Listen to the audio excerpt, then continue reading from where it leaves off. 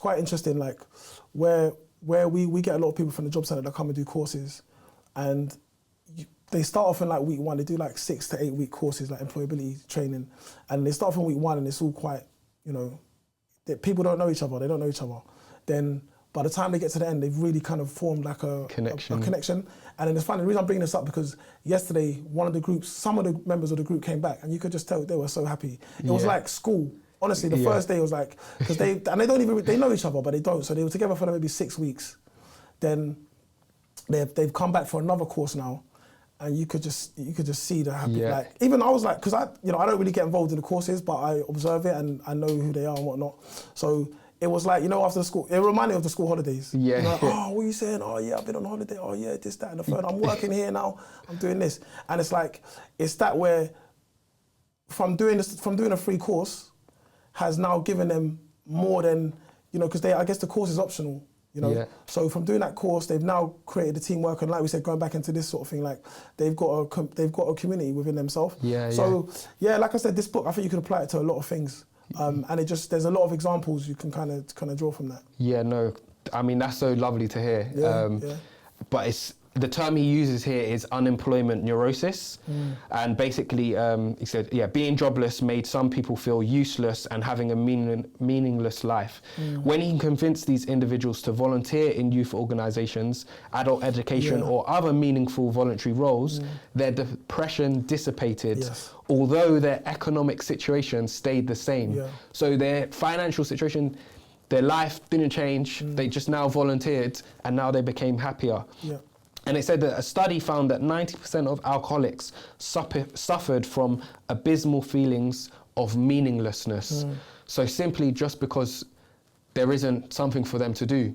You know, okay, let me drink alcohol. But 90% of them suffered from not having a purpose, not having a why, which I found really interesting, man. This, like you said, this book is really, really quite deep, and it gives you the opportunity to reflect.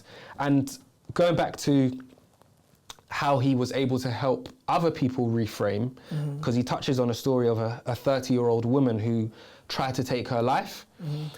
And she, after the death of her 11-year-old boy, so she tried to take her life after her son had passed, but she also had an older son who was paralyzed and in a wheelchair. And when she tried to take her own life, the older son saved her, or prevented her from doing it.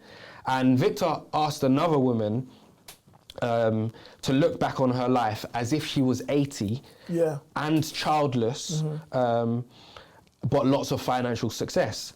And this woman said, great that she had financial success, but she had a fun life, but she sees it as a failure because that's not what she hoped for herself.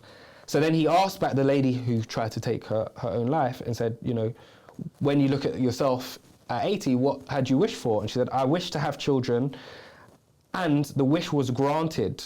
One boy died, the other paralyzed. Though paralyzed, he is still my boy, and I have made a fuller life possible for him. Life was no failure. So by looking actually at the future and thinking, well, actually, I've been able to raise and support my son, even though I sadly lost a son. If I look back on my life from 80 years old and think, wow, actually, I was able to raise this son, she was able to take comfort from it. So viewing her life from the future allowed her to see that there was meaning in her life, despite all the suffering that she had.